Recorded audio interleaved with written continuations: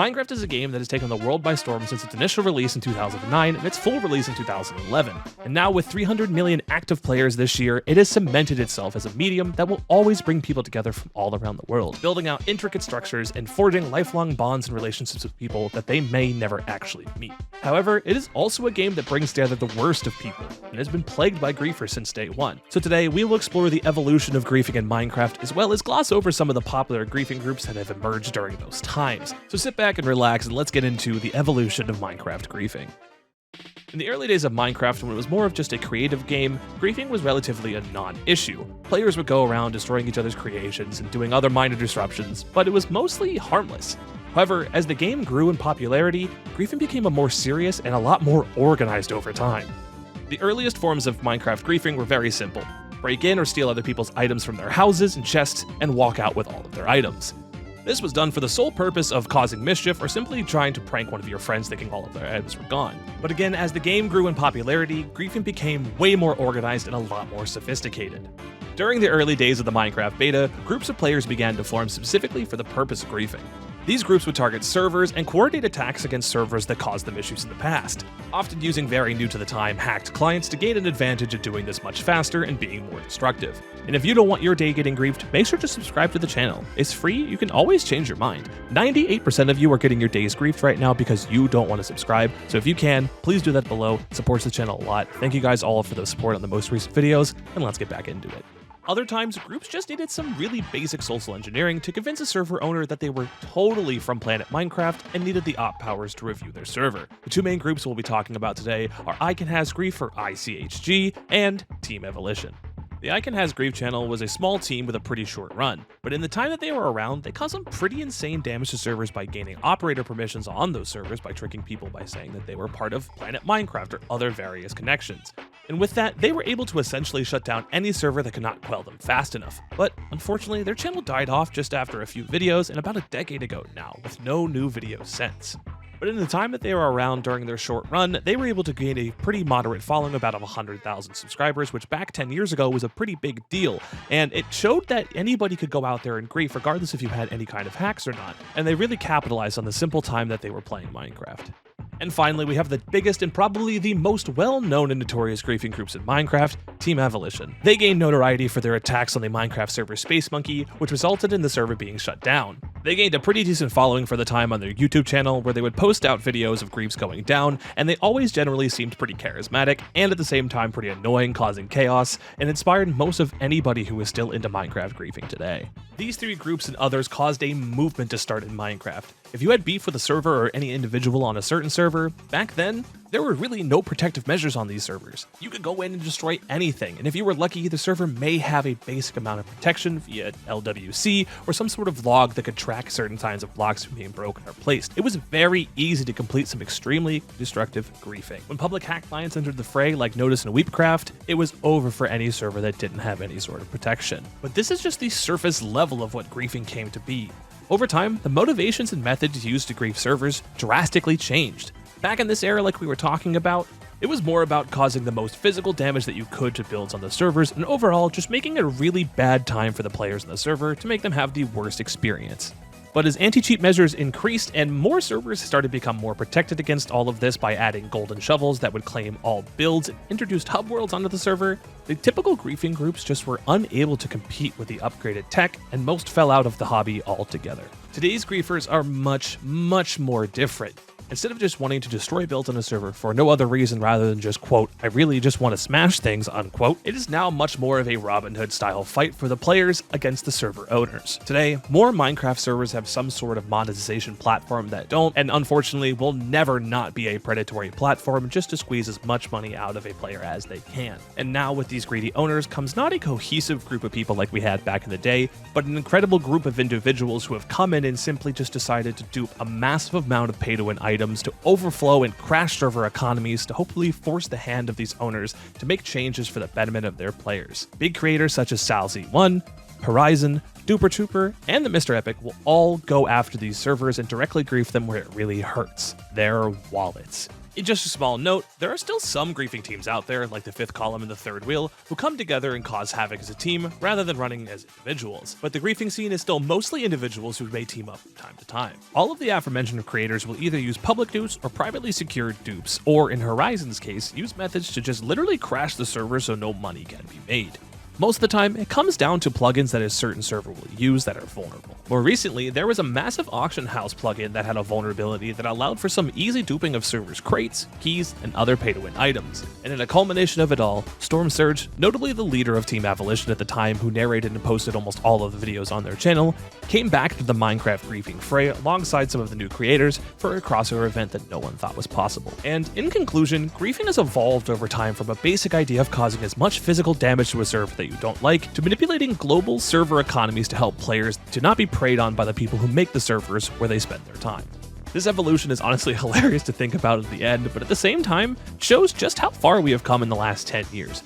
And no matter what era we go into for Minecraft, we will always have some sort of griefers around the corner, whether it be good or bad. And that's going to do it for the video today, guys. I know it was a bit of a short one, but thank you guys so much for watching, getting your daily dose of vitamin P. If you guys want more daily doses of vitamin P, please check out the rest of the videos listed on the channel below, and I will see you guys in the next one. Peace out, and take care. Take this jukebox. Fuck this kid. Today, we're going to get right into it. What is the best era of Minecraft? You've probably heard this question asked about your favorite eras from artists, long TV shows, or long series of movies. But games have been seeing a similar line of questioning recently due to the longevity of games these days. Most games used to be one and done. The game came out, and that was basically it. But now, with live service games and long-form games, their eras mean even more to their players past and present more than ever. So today, we're going to cover the big eras of Minecraft and determine what was special about each of them and see just exactly which era was unequivocally the best. So let's start with the very beginning. The classic and alpha editions of Minecraft were released at a time where there really weren't any other games like Minecraft. No one knew every inch of the game either, and there was so much mystery surrounding it. No one had any of the inside baseball about the mechanics or how to exploit them.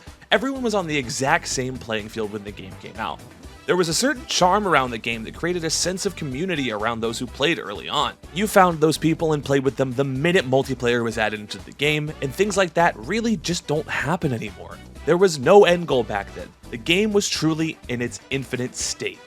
This blank canvas of the world in the game truly set the stage for everything to come, and it was in this era that everything was set into place for the years to come. We're in the best era of the channel right now, so you should subscribe. It's free and you can always change your mind. Thanks so much for supporting the videos, and let's get back into it. Moving into the second era, the beta era, we see the growth of the game absolutely explode into one of the largest games in a pre-release form ever. Most people I know started playing at some point during this time. Whether it was right at beta 1.0, when Pistons came out, or when the game got a hunger and an XP bar, and loads of new features prior to the full release. And I have some increased bias surrounding this time because this is when I started to play Minecraft. I started playing during Minecraft Beta 1.6. My memories from middle school and early high school were engraved with long nights with my friends on a 12-hour Skype call trying to figure out who was using Notice to find diamonds so very easily.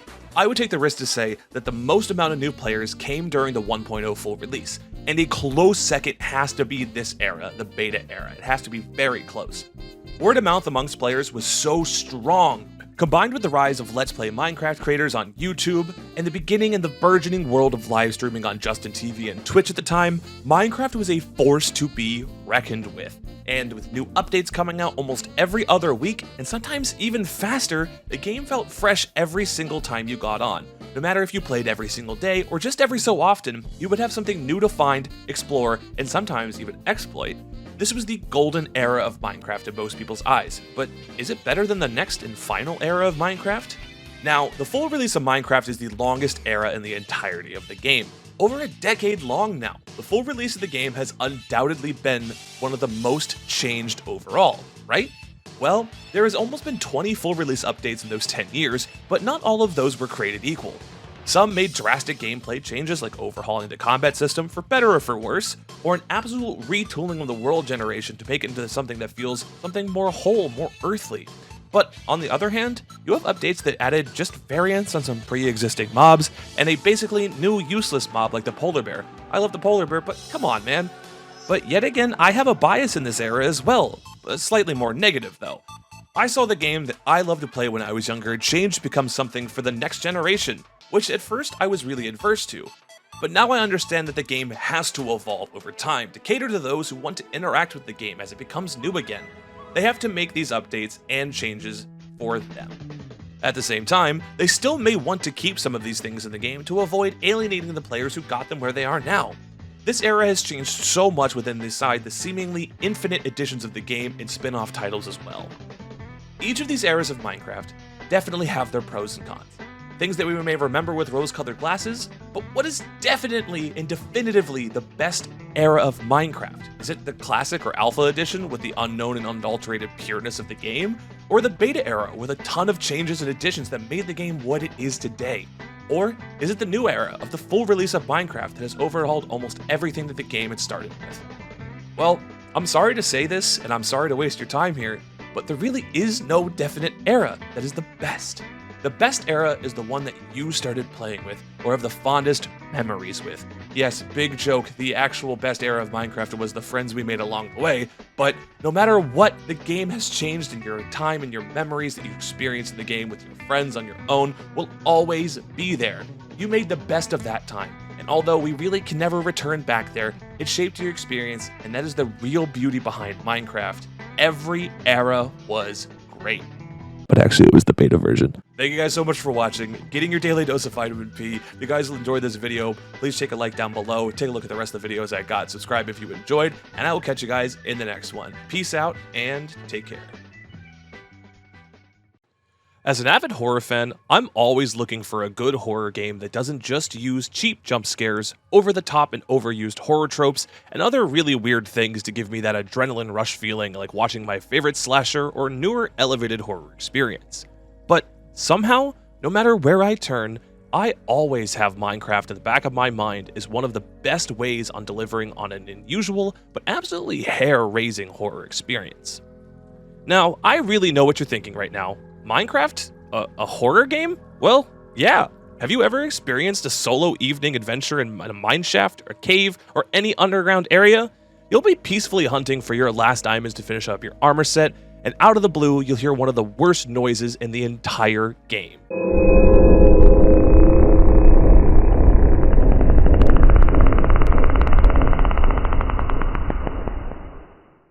Now, when it's daytime, this may not get to you, but try experiencing this sound while a bit out of your mind at 2:30 in the morning while trying to not wake up your significant other with your reactions. One time, I was so out of it, I quite literally booted the game down right after hearing it and went straight to bed. But this isn't even the extent of the worst feelings I got in the game before, and we are going to explore just a few more of the creepiest things that can and have happened to me in the game before, and just how this makes Minecraft into one of the best horror experiences of all time.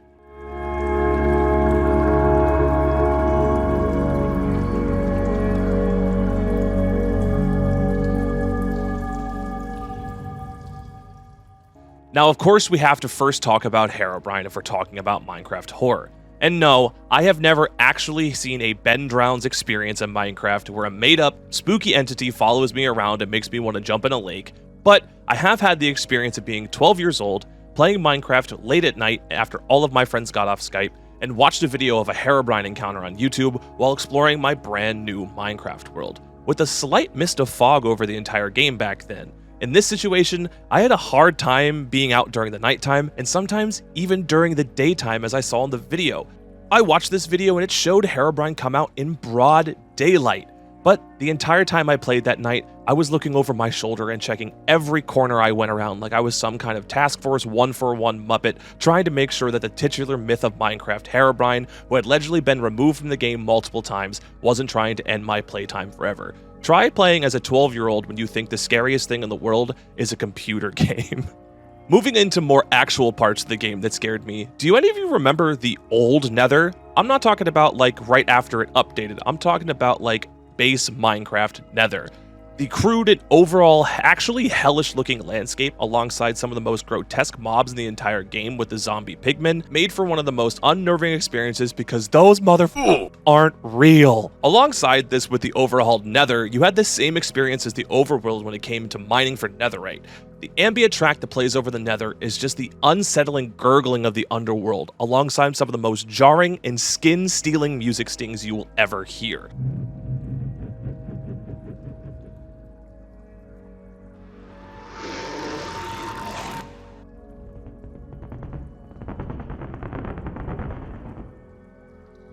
And that was once enough to even scare me and a friend in a mine while we were playing in the middle of the day. That's how terrifying that was to us. It was so unsettling. It was enough to make us stop for the rest of the day too. And while on the topic of music, the music discs in the game are just downright stupid scary, man. I'm talking about the music discs like 11 and 13, who without any actual music, are ambient stories told through sound effects to create one hell of an experience. And if you've never heard them before, the game theorists actually have a really great video covering these a few years ago, so go check it out when you get a chance. It's a great watch. But not yet, video's not over yet.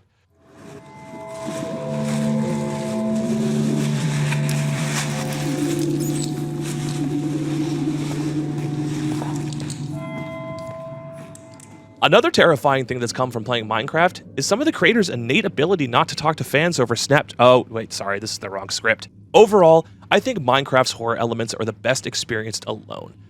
This gives you a chance to sort of detach from your reality and have yourself fully immersed in a game while having this different creepy interactions happen in possibly one single play session. And that brings me to the final topic of discussion today.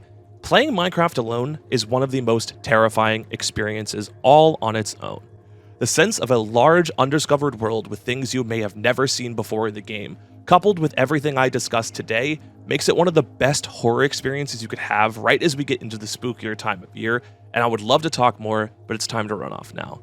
Let me know if you guys have ever experienced any of these creepy or unexplained happenings go on while playing Minecraft down in the comments below, whether it be solo or even playing with a friend or two. I would love to hear about it. I love horror media and everything under the sun about horror. It's one of the things I don't get to talk about very much on the channel because it didn't really fit, but I think going into the spookier time of year, I would love to talk about it, not just in Minecraft with you guys, so I would really appreciate it if you gave this video a thumbs up, subscribe below if you guys enjoyed, and let me know down in the comments if you guys decide to see more horror content going to the future, maybe not even with just Minecraft.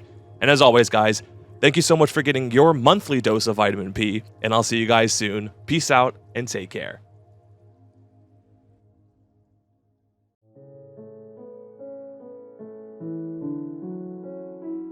Minecraft has cemented itself as one of the best-selling games, one of the most popular games, and one of the most influential games in history. It has outsold gargantuan franchises like Grand Theft Auto, Call of Duty, and the entire Mario franchise.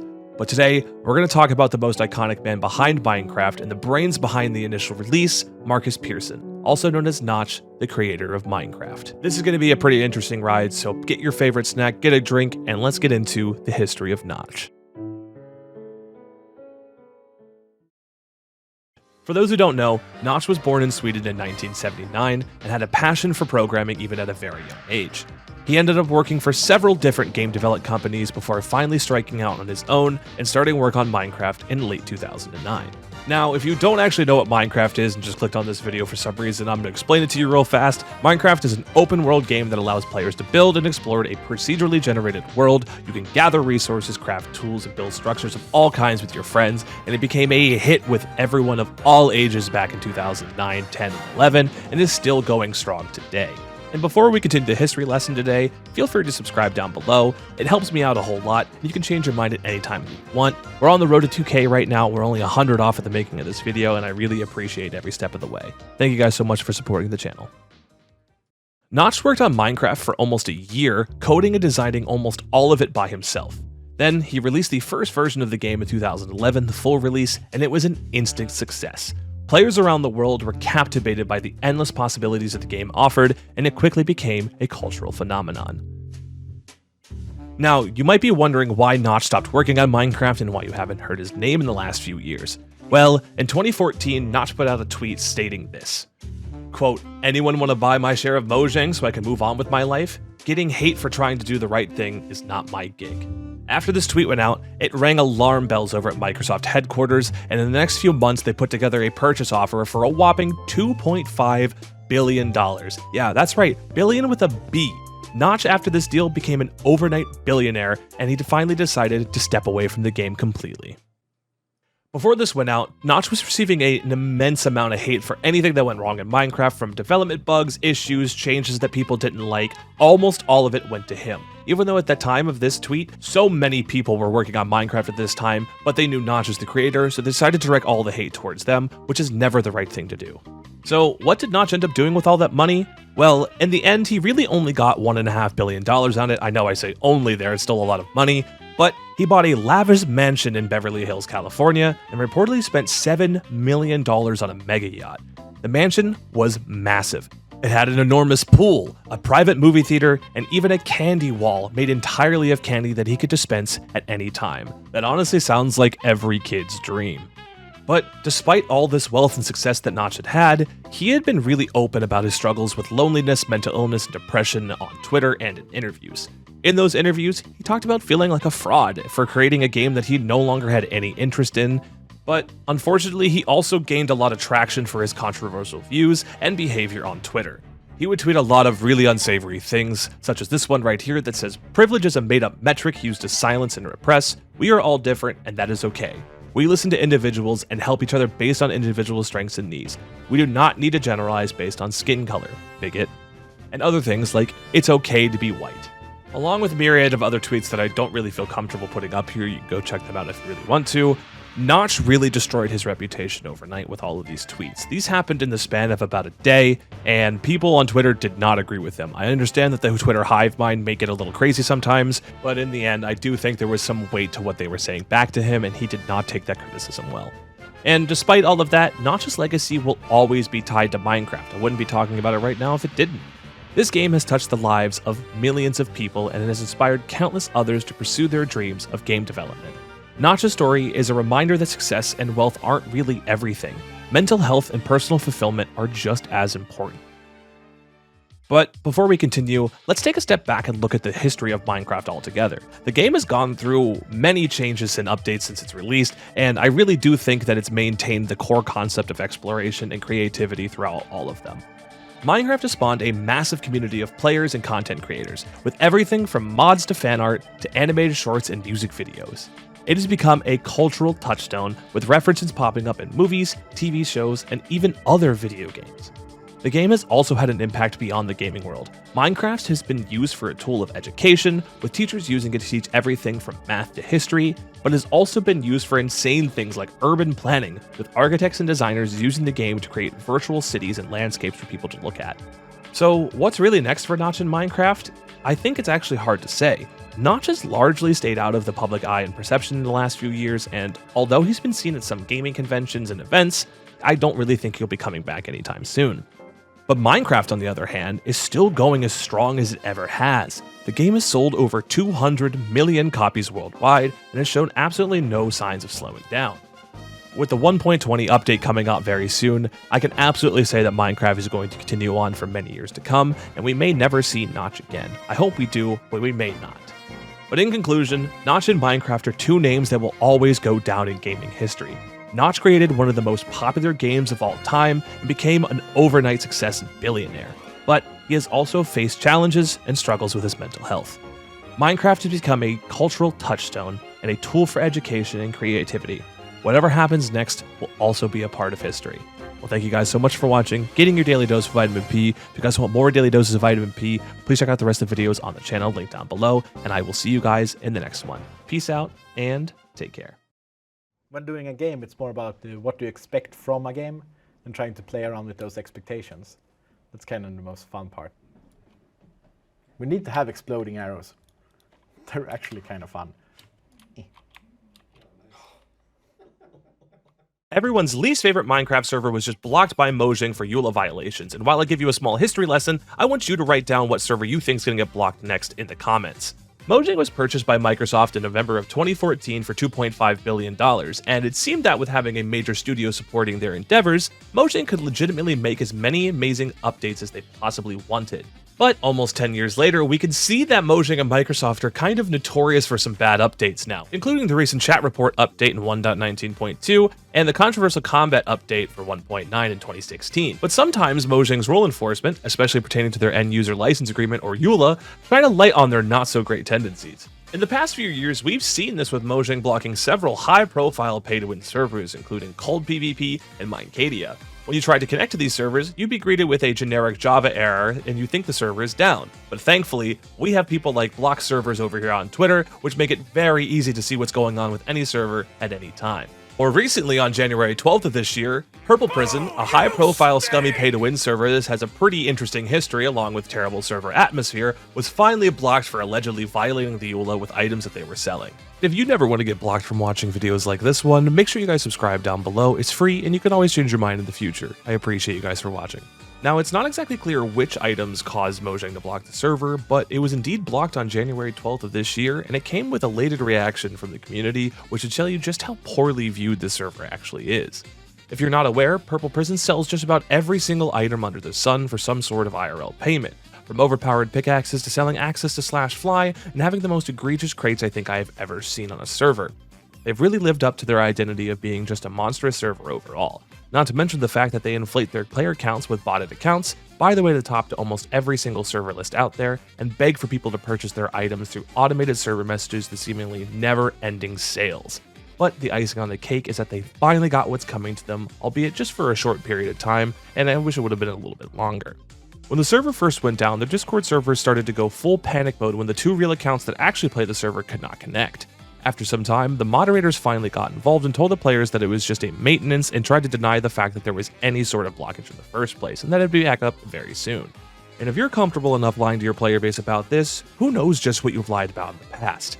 After a few more people started to notice and even insinuating that they were blocked by Mojang by posting the picture of the blocked bot on Twitter, the server staff finally got involved and blocked their general chat to make sure no new posts were made, but then posted a new IP to bypass the block until it was removed. A lot of their IPs got blocked, so they had to find one that didn't, or even make a new one. I don't really know how that works, but it looks like they put a new IP in there to make sure they can get around the block, just circumvent it in some way. Another scummy workaround. And this isn't even the first time that Purple Prison's gotten blocked. Back in 2017, they probably got blocked for the exact same reason as shown by the bot here. And even with a new IP, Mojang still attempts to block their alternate IPs as shown by the bot here until just a few hours after they were originally blocked, when they, for some reason, decided that they were going to unblock the server again. This brings me to the main issue with this video with Mojang's EULA enforcement. A server as awful and as scummy as Purple Prison was finally cracked down on, but then released back to the public without any information about why they were blocked, and also why they were unblocked as well just after a mere few hours.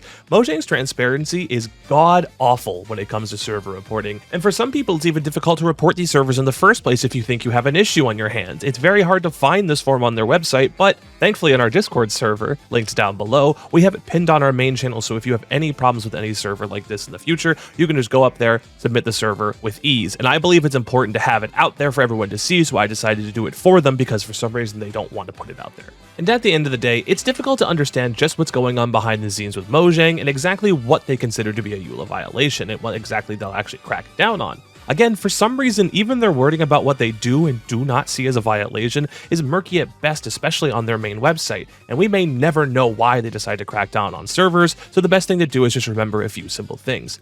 First, if you think you found a server that may be in violation of the EULA, go to Mojang's full murky list and see what they believe may be considered a violation, and even if some things may be a little murky, you can still decide on yourself if you want to submit a report. Secondly, you can just ask around with some friends or some people in our Discord server if you think anything's in violation, or you could even consult my What Makes a Server Pay to Win video, linked down in the description below, because I actually discussed some of the topics that Mojang clearly says is in violation of the EULA. Next, I would definitely document some portions of the server that you think are in violation. That would be taking videos on the server, taking screenshots of their stores, in-game messages, anything like that. And even if they have a Discord server, you may be able to find some stuff there. That's what I've done in the past to find this stuff. And lastly, obviously, you want to go over to this forum, which is also linked down in the description and in our Discord if you want to join that, to submit it and report this to Mojang so they can at least know that it's out there. The more reports they get out there for the servers, the more likely they are to actually go in with good information and block them like they have with servers in the past. And honestly, that task may sound daunting to you, so if you don't feel like doing this all yourself, or if you're a little bit afraid some repercussions if somehow someone finds out on the server that you do this, don't worry, because we also have a Google form in the Discord that has a pay-to-win server submission where you could submit one, and I'll take a look at it when I have time to, or my team will take a look at it when they have time to as well, because the more eyes we have on servers that are doing these scummy things, the better we can make the community in the future.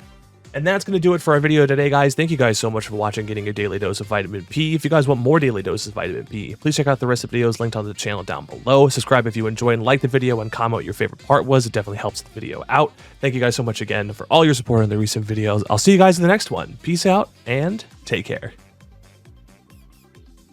Let's start off with a question. How many updates do you think that Mojang has released for Minecraft? Is it 50? 100? Well, if you're in the range of about 309, you'd be right. As of the writing of this video, Mojang has released around 309 updates. It's 311 if you count the upcoming 1.19.4 and 1.20 updates. But in that time, the game has become almost unrecognizable from the first versions of the game, and as time went on, these updates became bigger, more grandiose, and have been teased months in advance from their release. But for about 10 updates from June 18th, 2010 to September 19th, 2010, Minecraft's creator Notch released 9 Secret Friday updates and 1 Secret Saturday update, totaling 10 updates that would usually be announced just a day before releasing and sometimes just hours before release. Today, we are going to talk about each of these 10 updates, plus an 11th secret update that most of you probably have forgotten about if you know this. This is the history of Minecraft's secret updates. The first 2 secret updates were released in June of 2010 and were released during a period of time in Minecraft called Infinite Development, or InfDev for short. This is where Notch added Minecraft's seemingly infinite world to the game. Prior to this update, the world was significantly smaller at a restricted 256 by 256 blocks. That is very minuscule in comparison to the 30 million by 30 million blocks that we can travel today.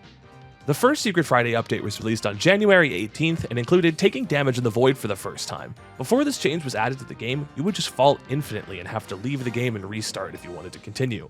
They also fixed some rendering issues with the sky, but most importantly, they added minecarts and rails into the game. Minecarts were Minecraft's first moving vehicle and allowed for the fastest travel speed into the game up until this point. As I said before, these updates were usually announced on Notch's Twitter shortly before launching, but for the second Secret Friday update, it was pushed out just a week later with barely any announcement at all. And to the surprise of the players, dungeons, mob spawners, and saddles were added into the game on June 25th. After experimenting with generated structures like the survival house and brick pyramid, Minecraft's addition of dungeons and spawners were the first success at adding depth and variety to the underground cave system. The cave system stayed generally unchanged for about 10 years. There were some minor updates here and there, but it wasn't really changed until the Caves and Cliffs update came out just a few years ago. The saddles were also the first true way to ride a mob in the game, by riding pigs, but no method to actually control the pigs was implemented until the carrot and stick in a future update. And before we continue with today's history lesson, feel free to subscribe and hit that bell. It helps me out a lot. It's free, and you can always change your mind later if you want to. Thank you guys so much for supporting the channel. July of 2010 had a whopping 4 secret updates, the most of any month during this period. This also marked the official launch of Minecraft's alpha versions, which would last until beta 1.0 in December of that same year. The first update of the month and the third official secret update included the game-changing addition of redstone ore. This dynamic ore was the basis of Minecraft's intricate mechanical power system that would change builds in the game for years to come. People have built computers out of this stuff later on.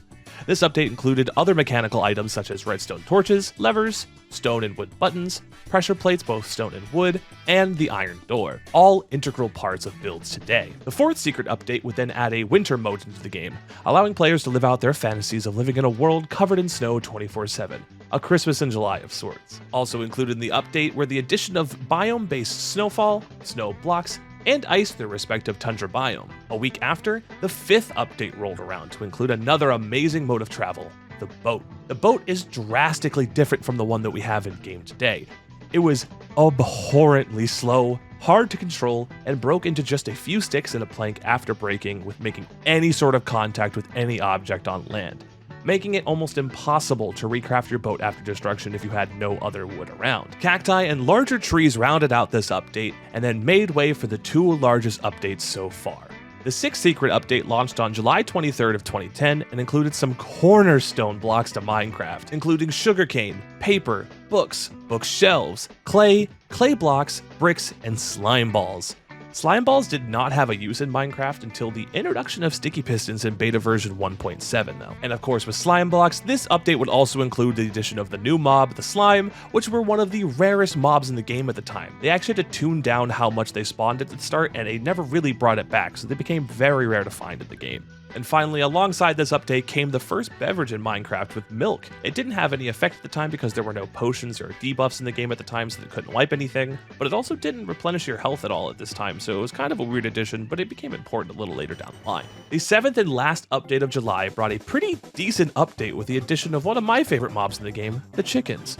Alongside the chickens were their overpriced eggs, jukeboxes that were made with the hardest item to find in the game, the diamond, the first of 2 music discs, Cat and 13, and 2 additional minecarts, the furnace and chest minecarts. I think if you ask anybody, myself included, we think that July has the best amount of updates, both quality and quantity. They added some of the most important blocks to the game, and it added more blocks that would get features in the future that are very important to Minecraft today. The substance and quality of these updates was just outmatched by anything else. The 8th secret update came out in August as the only secret update released during the month. It was also the largest gap between secret updates at this point. But nonetheless, it included the addition of fences to the game. This update also included the first mashup mob with the spider jockey, alongside a fully functional day and night cycle in multiplayer. Prior to this, the day and night cycle was exclusive to single player. The penultimate secret update was released on September 10th of 2010, and included the small addition of the compass that allowed players to find their way back to their beds before the terrifying Alpha Nightfall came. Trust me, back then, Alpha Nightfall was terrifying. You did not want to be caught outside during that. Also included in this update were some tweaks to multiplayer with the addition of server-side inventories to better track users' information and prevent for some pesky duplication glitches from happening. And now, we have reached the final secret update. Secret Update 10 was released on September 18th of 2010, just 8 days after the release of the last update. This being dubbed the Secret Saturday update, included the ability to sneak in-game for the very first time. Alongside this were new paintings and a trusty fishing rod. This also included additional tweaks to smoothen the day and night cycle in both multiplayer and single player. Honestly, without sneaking, this would have been a pretty lackluster final update, but there's more to the story to why the updates finished after this. I think they would have gotten a little bit better if they continued. And typically, when you're reading a list about the secret updates, this is where it would usually end, but some forget that there was actually another small update. The Secret Saturday fix that came out just hours after the Secret Saturday update. In the original update, Notch accidentally introduced a game-breaking glitch that would black or gray screen some players who attempted to play during the time. Notch was thankfully able to fix this and patch the game just hours after the update came out. The original Secret Saturday update, or Alpha version 1.1.1, was lost for almost a decade until the amazing people over at OmniArchive, a group dedicated to finding and saving old versions of Minecraft, finally found it thanks to a user on Twitter @LunarSorcery, who was able to save it on an old hard drive years ago. This update was one of the rarest in Minecraft history, but thankfully it is back and playable if your heart desires. Just watch out for that pesky black screen glitch. Notch would discontinue the secret updates just before the Halloween update came out in 2010. Later down the line, he cited the fact that, quote, "I liked Friday updates, but Saturday fixes sucked," and thus was the end of one of the most interesting and probably one of the most fun times to be on Minecraft. For almost 3 months at the end of your week, you had a brand new version of the game with new blocks, features, and mobs to test out in an infinite sprawling world, and you couldn't just wait to find out what Notch and the team had to cook up next. I really do wish there was a way to go back and experience this for the first time, and if you were able to, I am very jealous of you, but let me know what you thought about them down in the comments below if you're around. I don't always enjoy knowing absolutely everything that comes out in a game update. I wish there were just more surprises again, but no matter what, new updates will always get me excited. And I hope you guys enjoyed the video. Let me know what your favorites were down below. These were all pretty great updates. I want to know what everyone thinks about them. They added some really good blocks to the game. Well, that'll do it for the video today, guys. Thank you guys so much for watching, getting your daily dose of vitamin P. If you want more daily doses of vitamin P, please subscribe below, comment down below what your favorite is. Like the video, helps me out a lot, and I will see you guys in the next one. Peace out, and take care. The Skycade Minecraft server shut down a year ago after nearly a decade of service, and the YouTube creator behind it, Jack Sucks at Life, almost had nothing to do with its eventual demise. But what exactly caused Skycade and other large YouTuber Minecraft servers to finally meet their end? Well, we're actually going to dive a little bit deeper into that question today and hopefully find out some answers alongside discussing the current issues that are also surrounding Minecraft servers owned by other creators today. So sit back and relax, and let's go back in time to 2014. On November 7th, 2014, Skycade launched with 2 core game modes, Back then, it was your typical prison-style server and another minigame server that hosted classics like Skywars and Hunger Games. And although the server had a decent start of about 150 concurrent users, the hype quickly died down, and Jack Massey Welsh, the owner of Skycade at the time, decided it was in dire need of change, and the server would go dark until January of 2015, with the announcement of a relaunch with a different focus later in the year. And just 10 months after the server shut down, it relaunched in November of 2015. This time the server focused more on factions, which would be its mainstay until the introduction of Skyblock just a few years later. And over time, the server grew to new player counts and highlights, even reaching a massive 1,000 concurrent players across all of the realms on December 17th of 2017.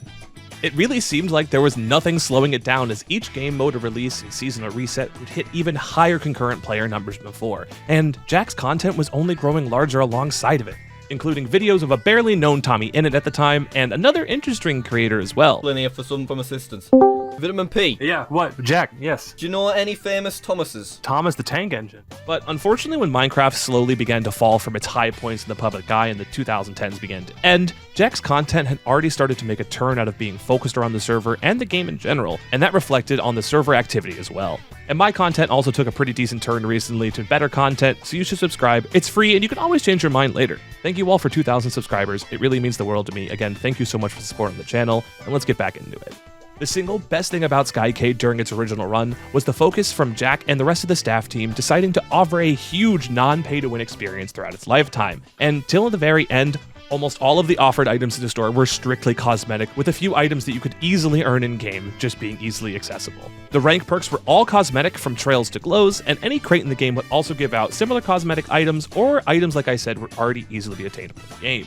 The core reason why I believe this server survived for so long, even after Jack left in 2020, they tried their hardest not to be consumed, as many servers do end up being, by the greed that can be manifested by some server owners. Now, I'm not too keen on the entire situation, and there are forum posts and other videos out there that explain exactly what caused the eventual downfall and subsequent closure of the server in March of 2022, but it seems like a litany of accusations of some pretty heinous behavior from a staff member, alongside some other staff members being overly cruel to some players, and that caused the server to flop into a realm of irrelevancy, and it just could not make a turn for the better. It was a hard one for me to see personally, especially because my channel's first real series was on the network, and Jack was one of my favorite creators at the time, but as always, all good things must come to an end. And Skycade finally ran out of time, which unfortunately also happened to another large server owned around this time by a group, or as some may even call it, a crew of creators.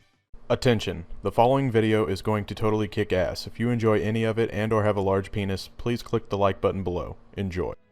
KYR Speedy and the rest of the crew decided it was in their best interest to launch a server alongside their semi-regular Crewcraft Minecraft series, so on November 17th of 2013, alongside a group of developers, the Crewniverse server was finally born, featuring survival, factions, Skywars, and Skyblock, with prisons coming a bit later in its lifespan. The server, again, relied heavily on the support of the fan base of the crew, which at the time, they were still a cohesive group at the height of their popularity. Those big groups on YouTube were super popular. Speedy and Co. were an enormous group, or the Vanoss crew were also huge hits on YouTube, so creating a Minecraft server was a no-brainer. Somehow, again, I was lucky enough to play on this server in its prime. I was 15 at the time of the release, and I had so many fond memories of making friends, playing an unholy amount of Skyblock after I got home from school, and enjoying my time while doing it. I even managed to make enough money in the game to get someone else to purchase a rank for me, which in hindsight was a really dumb decision of me to do and stupid of me to believe somebody, but it actually worked. I managed to get a middle-of-the-road rank, commander rank, which was about $50 at the time, for absolutely free. But that actually brings me to the main issue I had with this server, and I was a bit blind to it at the time. The server had an ungodly amount of pay-to-win features, including a rank titled Master Chief, which was valued at a whopping $500 in 2014. Each of these ranks gave perks across all of the servers, including a comically large amount of money for higher ranks, unfair kits, and the flying ability on some servers. And a load of other scummy perks were on top of that as well, and it was just incredibly pay to win. But it took me until now to realize just how bad that really was. So take a step back at some point and look at your favorite server, either from today or from the past, and see just how exactly they were scamming you and other players from a pay-to-win experience.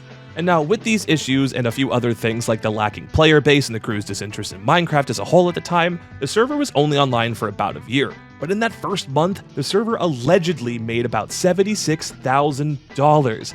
But each subsequent month, and without the main stars of the server, minus Shadow, who was almost always on the server, the other guys really didn't get on that much, the server died out and became a relic of the past, but a nostalgia trip for some.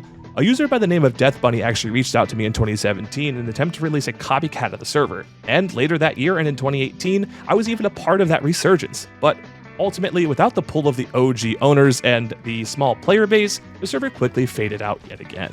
And it actually may seem surprising to you that servers were having these issues back then, even all of those years ago, but it is a reality and the effects of which are still being felt today.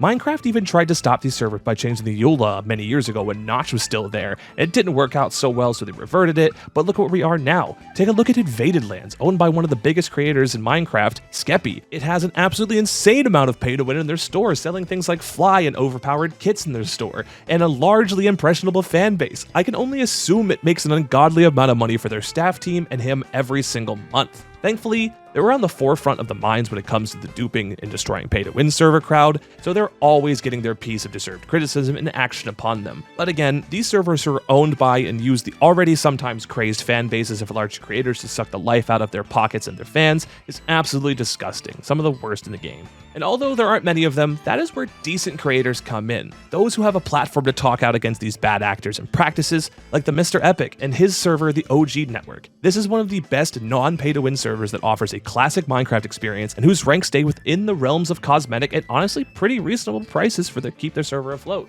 And they do this without going off into the path that leads to the most greed with people when they own servers. Seriously, this isn't sponsored, and I don't even know the Mr. Epic personally, but is just an amazing example of servers doing it right where it counts right now. There are so many servers out there doing the wrong thing, and if anyone tells you that no server can stay alive without pay to win, show them the OG network. They should set an example for everyone else, an absolute case study on how to do things right. I think this should be a wake-up call to a lot of creators out there right now that are sitting there looking at it like, hey, I can make money off a Minecraft server by just buying some devs, getting some people to work on it, and then putting it in my back pocket and forgetting about it. You need to take a look at your servers and see exactly what's going on in them. I have reached out and contacted a few server owners in the past that are content creators that had absolutely no idea what their server was doing. They would get on and play every once in a while, maybe make a couple videos so the player base would stay afloat, but they wouldn't take a deep dive into their servers to see just exactly how their player base is being scammed with overly pay-to-win items that completely ruin the game for everyone who doesn't want to pay. So if you're a server owner or a player who plays on one of these servers right now, I would definitely think about taking a step back and seeing how you're affecting the community as a whole. Anyway guys, that's where I'll leave it off for the discussion today. Hopefully you got a bit of a nostalgia trip and maybe even a wake-up call to look back at the servers you once looked through rose-colored glasses like I did and you likely have before. Thank you again for watching, getting your daily dose of vitamin P. Thank you all again for 2,000 subscribers on the channel. I cannot thank you guys enough for the support. If you want more videos like this, I've been posting a lot more like this recently. Thank you guys so much. I'll see you guys in the next one. Peace out and take care. Minecraft is almost on its 20th major update since the 1.0 release in 2011, and with that came some of the greatest updates the game has ever seen. From giving the game the first new toolset since Diamonds, to actually finally giving the game an overarching goal in creating the End Dimension. But as all games have been and will be in the future, Minecraft has had some updates that didn't really sit well with the community. Like the addition of Hunger in Beta 1.8, a lot of people didn't like that, to the addition of chat moderation in 1.19.2, which was universally hated. These updates were not well received by the community, but after some time, except for the 1.19.2 update, the community outrage generally died down and we went back playing the game just as we did before, just going through the motions. But to this day, there is still one update that has almost destroyed the game's community forever and split the player base in a way that we still feel the effects of nearly 7 years, God, I'm old, after it came out. Today, we are going to talk about the 1.19 combat update and how it changed the game forever. But before we get into that, this video is sponsored by HelloFresh. I'm almost certain that you've heard of them before, but HelloFresh gives you fresh, pre-portioned ingredients and seasonal recipes delivered right to your door. You can count on them to make home cooking easy, fun, and affordable, and all of these reasons make it the #1 meal kit in America. If you, like me, were looking for an easier way to eat well and save money this year, you can cut back on your expenses from takeout and delivery and start with HelloFresh. I think you'll definitely love how fast, easy, and affordable it is to whip up restaurant-quality meals right in your own kitchen. I've gotten a box myself recently, and we made these enchiladas that were absolutely delicious, so I definitely can recommend it right from me that this is a fantastic service. Eating well is also on top of my mind this year and this month, and it's comforting to know that you always get top quality with HelloFresh. These ingredients travel fresh from the farm to you in less than 7 days, so you know you're getting the best quality possible. To try HelloFresh, just click the link below for a special limited time discount plus free shipping to try HelloFresh today. Thanks again to HelloFresh for sponsoring this video. To really understand why the combat changes was such a big deal, I think we need to go back to the earliest versions of Minecraft, the alpha versions, where combat was completely different. Back then, the alpha version of the game included a slower but auto-clicker-esque left-click hit that was able to hit somebody at 2 clicks per second, but you could also spam it to get some faster hits. That was what was in the game at the time, except for a very machine gun-like bow. This system was heavily modified during the first beta release and then fully removed during beta 1.7.3. That bow, though, that didn't get changed to beta 1.8. In the beta 1.8 versions of the game, they also added hunger, which included the addition of blocking with a sword, the earliest version of combat damage negation. This carried up until the introduction of the shield in later versions. The block was so strong that it was even able to prevent fall damage up to 42 blocks, allowing players to survive at much taller heights than anticipated. And finally, in the full release with the addition of potions and enchantments that completely changed the game, it allowed players to creep even stronger into very, very overpowered power options. PvP seemed to be in kind of a good place at the time, some balancing was needed, but then on February 29th of 2016, the combat update released, and everything changed. A much slower hit cooldown, much more consistent critical hits, and a complete overhaul between axes and swords hit the main releases of Minecraft. They were tested in snapshots a few weeks before, but now they are fully into the game. PvP combat changed almost overnight, and a new meta needed to be worked out in the community very quickly. At the time of release, Minecraft was also in one of its slower and darker times. It had not yet reached the resurgence of the late 2018 to 2019 with PewDiePie and other large creators revitalizing the game on both Twitch and YouTube, but at this point it had almost been a year and a half without a significant update to the game at all, and the community erupted. This is what they had to offer after all this time, and this was going to be the new future of PvP. What are they supposed to do now? After the update subsided, the community split into 2 camps. One camp was for pre-1.9 combat, and the other was for post-1.9 combat. Some servers stopped updating and continued to use the previous versions to appease their respective player bases. And it was at that time that some servers would make their last updates ever, as some lost their entire player base and were forced to shut down after. Others adapted to the new combat system, and others slogged on an update as each new patch came to life. It seemed that the Minecraft player base was going to be forever split, and honestly, even to this day, they really are. Some servers never went past that update. It's 2023. This update is 7 years old at this point, and some people have still not updated past this. They found ways to get the newer blocks, even the Warden, into the update, but also getting modifications to keep the combat pre-1.9. Just all that spam clicking for absolutely none of the new combat. I know sects of people who quit the game entirely after this update launched, and so many of them decided not to come back until change was made, which never happened. Mojang introduced some combat snapshots after this to try to rectify and test some new and updated versions of combat after 1.9, but nothing came to fruition after about 7 years now. I guess they have some more important things to work on now, seeing that the 1.20 update is just around the corner, and seemingly half of the community was left in the dust. Future combat has not been discussed as of late, and it seems that the patient and sometimes wild PvP that we have today is here to stay until Mojang decides to try again. But most who want change will be gone at that time, and it's going to be very hard to tell if anything will happen at all. In my personal opinion, I don't really play PvP that much, and I didn't really notice a difference. Critical hits are pretty great now. It's nice to be able to one-tap a zombie in hardcore mode sometimes. It's easy to do a lot of things in PvP. The few times that I've tried, but honestly, I still think that the old style of combat is pretty good. I mean, you just kind of spam click until something dies. I think that's pretty cool, but I understand that a lot of people wanted a more skillful and more patient style of combat instead of the very hectic old style of combat. And we're not even talking about Crystal PvP here. Crystal PvP is absolutely crazy. I cannot wrap my head around that. I don't know if it would have been the same and if that would have adapted into what it is today with the new combat system, but at this point, it's hard to tell if anything's ever going to happen. And honestly, I've been trying to think about what I would do to fix this. A lot of people come into these situations saying, hey, I wanted to go back to the way it was, I want to fix this, but games do need to change over time, and I think the overhaul was actually necessary at the time. But I think what Minecraft could do and what Mojang could do is just have a toggle for servers on what kind of combat you want. They can continue iterating on combat in the future and changing it up, but let servers choose what kind and style of combat that they want. I don't think it'd be that hard to introduce into the game. You used to have both, and during the snapshots you were able to try out both, so I don't see why there's no reason that you can't do that. I'm going off script here, but I just wanted to talk about the fact that the combat system really is the only update I can think of that split the player base so decisively and has made people actually quit the game. I don't remember people quitting the game because they had some cool coral underwater or anything like that. So I definitely want to talk about more of these decisive issues in the future, and that will do it for our video today. Thank you so much for getting your daily dose of vitamin P. If you guys enjoyed, please consider nuking that subscribe button, and I will see you guys in the next one. Peace out and take care.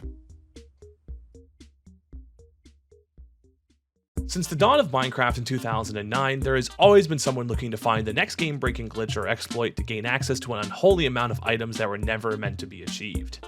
Some of these were quite simple, just crash the game, load back in, and have double the items you had before, while others use methods to trick servers into sending the wrong packets, thus duplicating an insane amount of items in just minutes. These dupe glitches have been some of the hottest topics in Minecraft, and today I wanted to talk about the most overpowered ones from each era of Minecraft, and delve into just how far we've come in the last 14 years since Notch put out the first public version. These are the strongest duplication glitches in Java Minecraft history.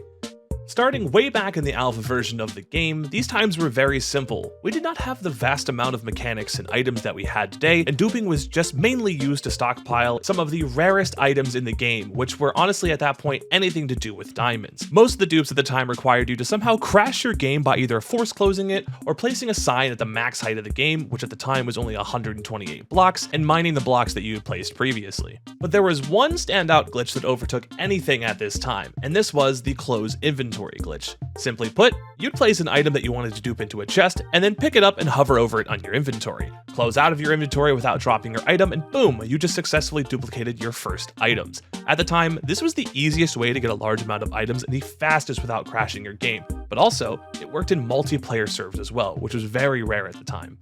Moving on a few years down the road, we entered the first beta version of Minecraft. These were the times that I started my journey in the game, so the dupes in this era really stand out the most to me because I was trying to find them myself. If you played through the beta versions of Minecraft, then there's absolutely no way you did not know about our next glitch, which is probably the most infamous dupe of all time in the entire history of Minecraft. The 1.7.1 piston dupe. The piston dupe was so simple to set up, execute, and was able to push out hundreds of blocks in mere minutes. All you needed was a simple redstone clock and 2 pistons to push your blocks together, essentially infinitely duplicating any diamond block or any material that you wanted. The icing on the cake, this again worked on all multiplayer servers until it was patched in 1.7.3, and everyone I knew at the time who played the game had fond memories of using these dupes, one for the absolute ages.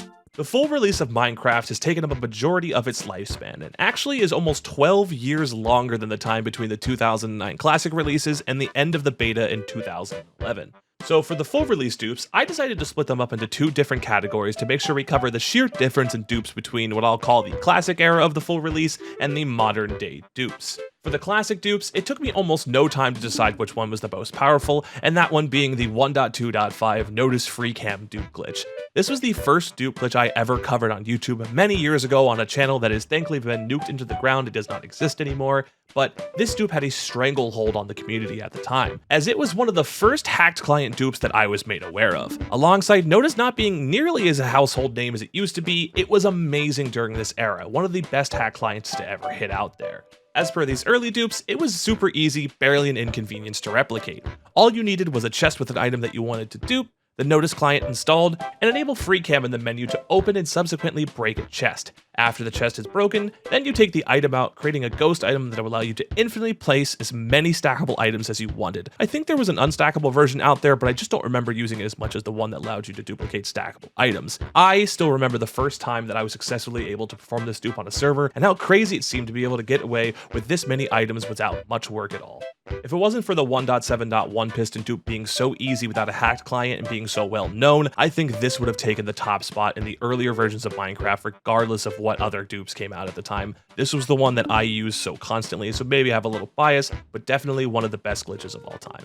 Before we jump into our final and what I think is the most overpowered dupe of all time, I wanted to talk about some honorable mentions from the full release.